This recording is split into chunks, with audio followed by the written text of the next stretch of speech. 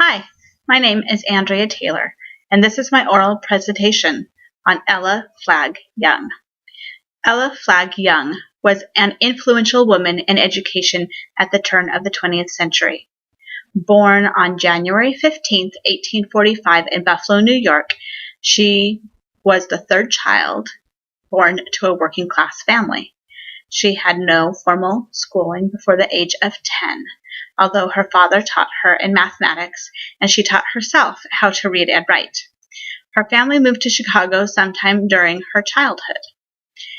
After the age of 10, she was allowed to go to school with her older brother and sister.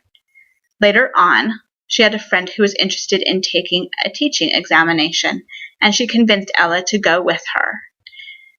Ella passed the test, but she was told that she was too young to teach. She was 15. She enrolled in a normal school instead and found a teacher to assist to learn some teaching from experience. Her mom had told her that she was too hard on herself, and so her mom thought she would also be a tough teacher and be too hard on the kids. But Ella learned that she loved education. Young married, but her husband died a few years later from tuberculosis. Widowed, childless, and having survived both her parents and her older siblings by the time she was 27, she decided to devote her life to education. The New York Times quoted her as saying, "I teach because I love to.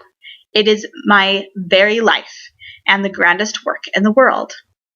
Over the next 15 years, she taught at several schools, eventually teaching all grade levels, and then became principal of the largest school in Chicago. She later became assistant superintendent of the Chicago schools in 1887, which was a brand new position in a growing school district, and later a member of the school board. She served as assistant superintendent for over a decade until she resigned the situation due to a new uncompromising superintendent that she didn't feel like she could work with. She continued serving on the school board, though, until 1913. After resigning as assistant superintendent, she attended the University of Chicago. She was 55 and wanted to pursue her doctorate degree. The president of the university had previously asked her to come and teach before she pursued her degree, but she didn't think it would be appropriate to teach without her degree. He had said that he didn't care if she had a degree because he wasn't after the degree. He was after the woman who could teach, but she didn't accept a place on the faculty until after receiving her degree. She studied with John Dewey, who was a well-known philosopher. He was influenced a lot by Young and was always getting ideas from her. And she had so much classroom experience that he really valued. His philosophy at the time was not centered on education, but after her influence, he became much more interested in education. With her degree earned, Young began to teach at the University of Chicago, and her first request was permission to serve tea and cake in class. The president of the university agreed and promised to come and have some too. While on staff at the university, she wrote many works, including The Scientific Method and Education, which was published in 1903. Amongst other things, it challenged the tradition of rote memorization and the idea that mankind, and thus children, should be constricted in order to progress. She exerted that science had a place in the methods of teaching in this manner. Educational method to be of worth should be scientific method applied to the art of teaching. The method of the teacher is simply an attitude of mind like that of the scientist. Whatever be the subject one is teaching, the aim is identical with that of all other subjects taught, to determine how mind is working with the material in its environment, what nourishment it is selecting and assimilating. With this assertion, Young teaches us that we must observe our students in order to evaluate the effectiveness of our own teaching. In order to become the best teachers, we must always seek to teach in the way that our students are benefiting most. Her proposals were in direct conflict with the educational theorists of the day who did not have practical teaching experience. After spending some time observing schools in Europe, Young began to teach at a normal school in Chicago in 1905, helping to directly train the young teachers who would soon be teaching in local community schools.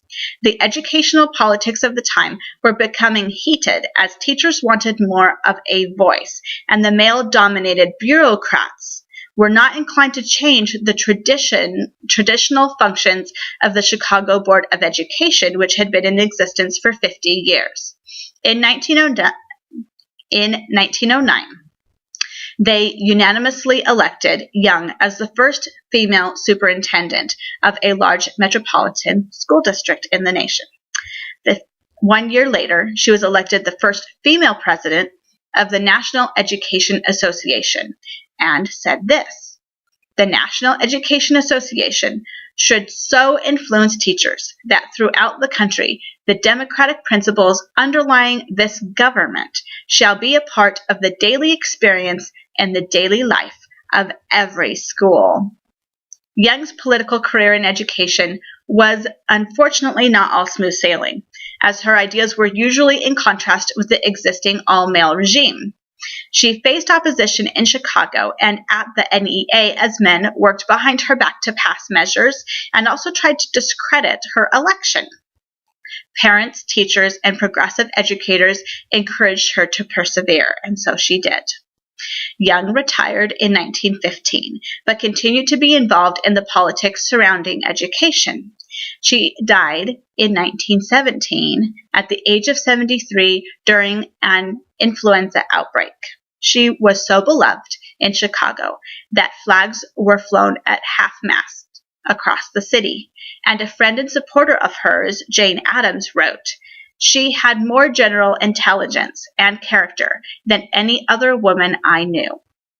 Despite her lack of formal education in her childhood, Ella Flagg Young became a highly influential woman in education. Her ideals helped to change education from a fixed, one-size-fits-all, rote memorization method to an adaptive theory of education that would change with the needs of society and the students. Despite my own preference for an essentialist core knowledge curriculum for public schools and homeschooling my own children, I have identified myself as a strong progressive piano teacher. I really enjoyed learning about Young's concepts of education because I can so easily see how they apply in my piano studio. Adapting my piano lessons to the immediate needs of my students and expressly teaching in a manner that is ideal for the child has become of paramount importance in my studio. I have taught children with autism, reactive attachment disorder, ADHD, and Down syndrome who challenged the traditional methods I used to use when I taught. Once I learned to adapt my teaching to these students, I learned to watch for cues from all of my students and change how I taught for them too. Learning from an influential educator who believed in teaching the way I discovered in my own studio was simply a thrill. I believe Young's attitude towards being an engaging teacher who seeks to illuminate the creativity of a child is a quality we can all look up to in our role as educators. Her belief in a changeable, adaptable child worthy of observing to determine the best methods of education are applicable now. She is an educator truly worth emulating.